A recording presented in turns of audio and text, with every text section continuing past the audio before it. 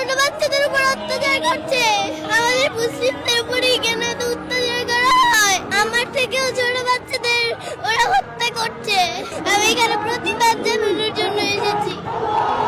এই যুদ্ধ বন্ধ। ঘাস লতা পাতা খেয়ে বেঁচে আছে, ওদের কিচ্ছু নেই।